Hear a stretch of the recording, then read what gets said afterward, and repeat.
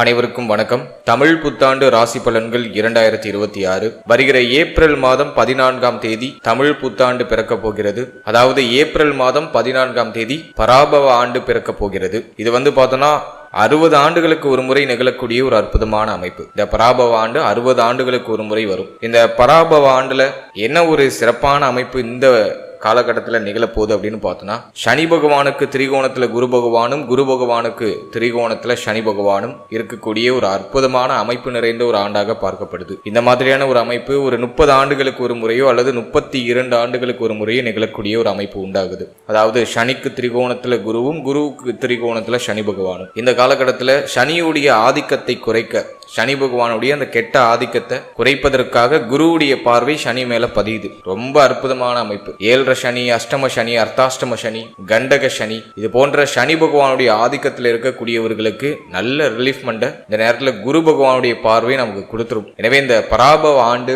நிறைய மாற்றங்களை நம்மளோட ராசிகளுக்கு நிச்சயமாக கொடுக்க போகுது.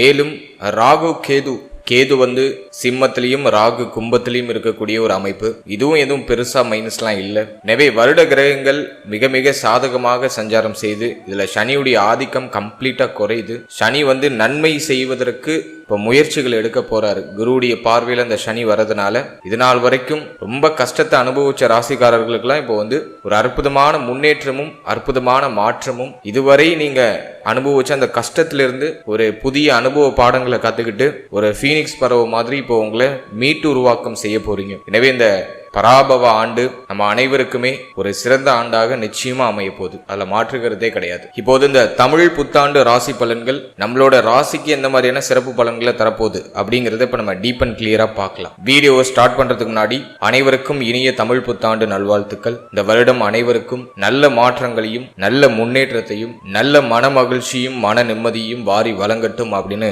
இறைவனை பிரார்த்தனை செய்து இந்த தமிழ் புத்தாண்டு ராசி பலன்களை நம்ம இப்ப ஆரம்பிக்கலாம். மேலும் நம்ம சேனலை நீங்கள் இன்னும் சப்ஸ்கிரைப் பண்ணாமல் இருக்கீங்கன்னா மறக்காமல் சப்ஸ்கிரைப் பண்ணிக்கோங்க. அப்படியே பக்கத்தில் இருக்க பெல் சிம்லே கிளிக் பண்ணி நோட்டிஃபிகேஷனே ஆன் பண்ணி வச்சுக்கோங்க. அப்போ தான் நாங்கள் பதிவிடக்கூடிய பதிவுகள் அனைத்தும் உங்களுக்கு உடனுக்குடனே நோட்டிஃபிகேஷனாக கிடைக்கும். இப்போது இந்த தமிழ் புத்தாண்டு மகர ராசிக்காரர்களுக்கு எந்த மாதிரியான சிறப்பு பலன்களை தரப்போகுது அப்படிங்கிறத இப்ப நம்ம டீப் அண்ட் கிளியரா பார்க்கலாம். மகர ராசியை பொறுத்த வரைக்கும் குரு பகவான் 7ஆம் இடத்துக்கு பயிற்சியாக போறாரு. 6ஆம் இடத்துல இருக்கக்கூடியவர் 7ஆம் இடத்துக்கு பயிற்சி ஆகிறாரு.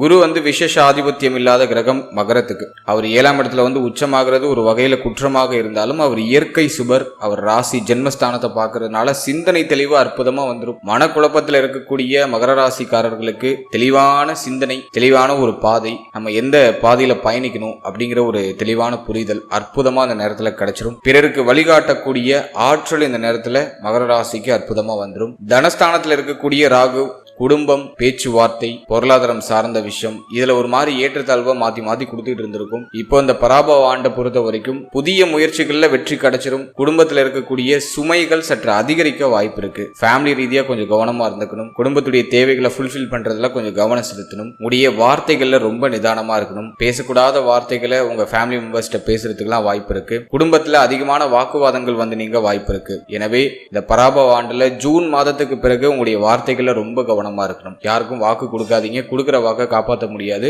குடும்பத்தை சற்று அதிகமா பராமரிக்கிறது ரொம்ப நல்லது. முயற்சி ரொம்ப நல்லா இருக்கு. புதிய முயற்சிகள்லாம் எடுக்கிறீங்க. புதுசா ஏதாச்சும் மாற்றம் செய்யணும் அப்படிங்கிற அந்த ஒரு மனநிலையெல்லாம் சற்று அதிகமா வரும். மகர ராசிக்காரர்களுக்கு கடந்த 8 வருஷமாவே ஒரு மாதிரி போராட்ட காலம் தான், ஒரு மாதிரி போராத காலமா தான் இருந்துச்சு. 7.5 சனி முடிஞ்சுமே இன்னும் நிறைய பேர் ரெக்கவர் ஆகி வரல. ஒரு மாதிரி பொருளாதார நஷ்டம் அப்படிங்கிறது மகரத்துக்கு சற்று அதிகமாவே இருக்கு. அது ஃபேமிலி ரீதியாகவும் சரி, தொழில், உத்தியோகம், இது சம்பந்தப்பட்ட விஷயத்திலையும் சரி, எவ்வளவு சம்பாதிச்சாலும் பத்தல. பணம் வரதெல்லாம் எங்க போகுதுன்னே தெரியல. நிறைய பேர் பொருளாதார ரீதியா ரொம்ப ஸ்ட்ரகிள் பண்ணிட்டு இருக்காங்க. இந்த பராபவ ஆண்டு அதுக்கு ஏதாச்சும் ஒரு நல்ல மாற்றத்தை கொடுக்குதா அப்படின்னு பார்த்தோம்னா, குருவுடைய அந்த மாற்றம் எல்லாத்தையும் சமாளிக்கிறதுக்கான ஒரு மனநிலையை கொடுக்குது. ஆனா பொருளாதார ரீதியா எதுவும் பெருசா நமக்கு ஃபேவரா மாறுற மாதிரி தெரியல. இந்த வருஷத்தை பொறுத்த வரைக்கும் ஜூன் மாதத்துக்கு பிறகு பொருளாதாரம் சார்ந்த வகையில் இருக்கக்கூடிய சிரமங்கள் எல்லாத்தையும் சமாளிக்கிறதுக்கான ஒரு புத்தி சாதுரியம் நமக்கு கிடைச்சிடும். ஒரு யுக்தி கிடைச்சிடும். அதை நம்ம ஒரு ஃபேவரா பார்க்கலாம்.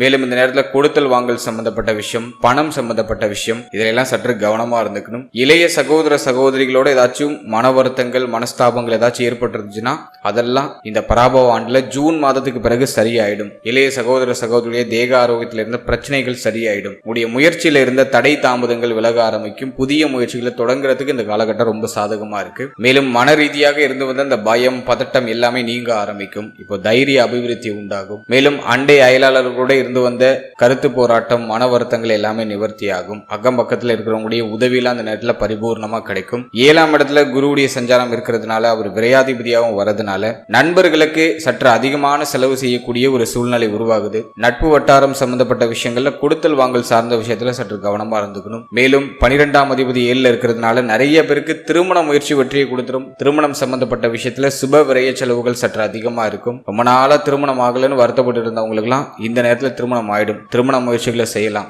ரொம்ப நல்லா இருக்கு நேரம். இப்போ நீங்க உங்களுடைய வார்த்தைகள்ல தான் ரொம்ப கவனமா இருக்கணும். பேச்சால வரக்கூடிய வாய்ப்பு தட்டி போறதுக்கு வாய்ப்பு இருக்கு. உங்களுடைய வார்த்தைகள்ல ரொம்ப நிதானமா இருக்கணும். மற்றபடி இந்த நேரத்துல திருமண முயற்சிகள்லாம் ரொம்ப சாதகமா தான் இருக்கு. முயற்சிகளை செய்யலாம். சுப செய்தி உறுதியா உண்டு. காம திரிகோணங்கள் அப்படின்னு சொல்லக்கூடிய 3, 7, 11 இந்த ஸ்தானங்களை குரு பகவான் பார்த்து இயக்குறாரு. எனவே இந்த காலகட்டத்தை பொறுத்த வரைக்கும் நிறைய பேருக்கு திருமண முயற்சிகளை சுப செய்தி கிடைச்சிடும். மேலும் திருமணமாகி ரொம்ப நாளா புத்திரபாகியம் இல்லாம கஷ்டப்பட்டு இருக்கவங்களுக்கு இந்த காலகட்டத்தில் புத்திரபாகியத்திலையும் சுப செய்தி உண்டு. என்னதான் சனி பகவானுடைய பார்வை 5ஆம் இடத்துல இருந்தாலும் புத்திரகாரகனாகிய குரு பகவான் 7ஆம் இடத்துல உச்சமாகிறாரு. காம திரிகோண ஸ்தானங்கள்லாம் இயங்குது. வீரிய ஸ்தானம் அப்படின்னு சொல்லக்கூடிய 3ஆம் இடத்துல குருவுடைய பார்வை இருக்கு. ரொம்ப நல்ல விஷயம். எனவே இந்த நேரத்தை பொறுத்த வரைக்கும் புத்திரபாகியத்துக்கு முயற்சி செய்யலாம். புத்திரபாகியத்துல சுப செய்தி உறுதியாக உண்டு. ஒரு சில மருத்துவ செலவுகள் ஒரு சிலருக்கு தேவைப்படலாம். ஏன்னா சனியுடைய பார்வை பஞ்சம ஸ்தானத்துல இருக்கிறதுனால ஒரு சில மருத்துவ செலவுகளுக்கு பிறகு நிச்சயமாக புத்திரபாகியத்துல சுப செய்தி கிடைச்சிரும். அடுத்து 11ஆம் இடத்தை குரு பகவான் பார்க்கறதுனால மூத்த சகோதர சகோதரிகள் சார்ந்த வகையில சுப விரய செலவுகள் இருக்கும். மூத்த சகோதர சகோதரிகள் சார்ந்த வகையில இருந்து வந்த மன வருத்தங்கள் எல்லாமே சரியாகும். மூத்த சகோதர சகோதரிகளுக்கு நல்ல உயர்வு இந்த நேரத்துல உறுதியாக உண்டு. மேலும் என்னதான் ஃபேமிலி ரீதியா நிறைய ஸ்ட்ரகிள் இருந்தாலும், பொருளாதார ரீதியா நிறைய தட்டுப்பாடுகள் இருந்தாலும், குருவுடைய பார்வை லாபஸ்தானத்துல பதிகிறதுனால எல்லாத்தையும் சமாளிப்பீங்க. ஒரு சிலருக்கு வருமான உயர்வு, சம்பள உயர்வு இதெல்லாம் அற்புதமா கிடைக்கும். வேலை சம்பந்தப்பட்ட விஷயத்தை பொறுத்த வரைக்கும் ஜீவனஸ்தானம் பெருசா பாதிக்கப்படல. எனவே வேலை சம்பந்தப்பட்ட விஷயத்துலலாம் எதுவும் பெரிய அளவுல பாதிப்புகள்லாம் எதுவும் இல்லை. வேலையில மாற்றம் உண்டு, உயர்வு உண்டு. ரொம்ப நாளா ஏதாச்சும் ப்ரொமோஷன் எதிர்பார்த்து காத்துக்கிட்டு இருக்கீங்கன்னா அதுல இந்த நேரத்துல ஒரு நல்ல சாதக அமைப்பு இருக்கு. நிறைய பேருக்கு சம்பள உயர்வு, பதவி உயர்வு இதெல்லாம் அற்புதமான முறையில் கிடைக்கும். பொறுப்புகள் நிறைய வழங்கப்படும். அது ஒரு விஷயம் தான். இங்க ஜூன் மாதத்துக்கு பிறகு நிறைய பேருக்கு புதிய பொறுப்புகள், பெரிய பொறுப்புகள்லாம் வழங்கப்படும். எனவே ஜூன் மாதத்துக்கு பிறகு மகர ராசிக்காரர்கள் ரொம்ப பிஸியாக போறாங்க. டைமே இல்ல, நிறைய பொறுப்பு இருக்கு அப்படின்னு சொல்லிட்டு கடினமா உழைக்க போறீங்க. தொடர்ச்சியா பயணிக்க போறீங்க. அடுத்தது நீண்ட நாளா தேக ஆரோக்கியத்தில இருந்து வந்த பிரச்சனைகள் எல்லாமே இப்ப சரியாக ஆரம்பிக்கும். ரொம்ப நாளா நிறைய பேர் மருத்துவ செலவு எல்லாம் தொடர்ச்சியா பண்ணிட்டு இருந்திருப்பாங்க. பெருசா ரிசல்ட் இருந்திருக்காது. இப்போ இந்த பராபவ ஆண்டுல தேக ஆரோக்கியத்தில் இருந்த கடுமையான பிரச்சனைகள் எல்லாமே சரியாக ஆரம்பிக்கும். தேக ஆரோக்கியத்தில் இருக்கக்கூடிய குறைகளை இப்ப கண்டுபிடிச்சு அதற்கான நிவர்த்தியை எடுத்துப்பீங்க. இப்ப மருந்து மாத்திரை எல்லாம் வேலை செய்ய ஆரம்பிக்கும். ஹெல்த் நல்லா இம்ப்ரூவ் ஆக ஆரம்பிக்கும். சோ அதுக்கெல்லாம் அந்த நேரம் ரொம்ப ஃபேவரா இருக்கு. அஷ்டம கேது போயிட்டு இருக்கு அப்படிங்கிறதுனால உணவு முறைகள்ல கவனமா இருந்துக்கணும். கழிவு நீக்க உறுப்புகள்ல சற்று கவனம் வச்சுக்கோங்க. மனசுல ஏதாச்சும் கவலையும் வருத்தமும் ஏக்கமும் மாத்தி மாத்தி வந்துகிட்டே இருக்கும். ஏன்னா சனி பார்வை பஞ்சமஸ்தானத்துல இருக்கு. எனவே மன ரீதியா ஒரு திருப்தி இல்ல, நிம்மதி இல்ல. ஏதோ நான் ஒரு விஷயத்த நினைச்சு ரொம்ப யோசிக்கிறேன், கவலைப்படுறேன் அப்படிங்கிற மாதிரியான ஒரு சூழ்நிலையை இந்த பஞ்சமஸ்தானத்தை பார்க்கக்கூடிய சனி பகவான் கொடுத்துருவாரு. எனவே மனசுல தேவையில்லாத விஷயங்களை போட்டு குழப்பிக்காம மனதை அமைதிப்படுத்தி சாந்தப்படுத்தி அழைச்சிட்டு போறது ரொம்ப நல்லது. இந்த தமிழ் புத்தாண்டை இன்னும் செழுமைப்படுத்திக்கிறதுக்கு ஒரு சில ஆலய வழிபாடுகள் சொல்றேன். அதை நீங்க தொடர்ச்சியா பண்ணிட்டு வாங்க. நிச்சயமா நிறைய நல்ல மாற்றங்களை நீங்க இந்த காலகட்டங்களை எதிர்பார்க்கலாம். இந்த பராபவ ஆண்டை பொறுத்த வரைக்கும் சனி பகவானுடைய ஸ்தலம் இருக்கக்கூடிய திருநள்ளாறு போயிட்டு வருது ரொம்ப நல்லது. உடைய ராசிநாதனுடைய ஸ்தலம் திருநள்ளாறு போயிட்டு எல் தீபம் ஏற்றி சனி பகவானை மனமுருகி வழிபட்டுட்டு வாங்க. நிச்சயமா உங்களுக்கு இருக்கக்கூடிய தடங்கள், தடை, பிரச்சனை, முயற்சி தடை, பொருளாதார ரீதியா இருக்கக்கூடிய சிரமங்கள், தேக ஆரோக்கியத்தில் இருக்கக்கூடிய கடுமையான பிரச்சனைகள் எல்லாம் பரிபூர்ணமா சரியாக ஆரம்பிக்கும். குறிப்பா ஏப்ரல் 14ஆம் தேதிக்கு பிறகு திருநள்ளாறு போயிட்டு சனி பகவான மனமுருகி வழிபட்டு வாங்க. நிச்சயமா நல்ல உயர்வு உங்களுக்கு காத்துக்கிட்டு இருக்கு. அதே போல இந்த நேரத்தை பொறுத்த வரைக்கும் சின்ன சின்ன உடற்பயிற்சி, நடைப்பயிற்சி இதெல்லாம் உறுதியா இருக்கணும். நிறைய பேருக்கு செரிமான கோளாறு வந்துடும், சாப்பிட்றது உடனே செரிக்க மாட்டேங்குது அப்படிங்கிற மாதிரியான பிரச்சனைலாம் நிறைய பேருக்கு வரும். எனவே நடைப்பயிற்சி தினமும் ஒரு அரை மணி நேரம் வச்சுக்கிறது ரொம்ப நல்லது. உங்களோட ரெகுலர் ரொட்டீன்ல ஒரு அரை மணி நேரம் நடைப்பயிற்சி இருக்கணும். உடற்பயிற்சி, சின்ன சின்ன உடற்பயிற்சி தினமும் நீங்க பண்றது ரொம்ப நல்லது. அதே மாதிரி இந்த காலகட்டத்தில்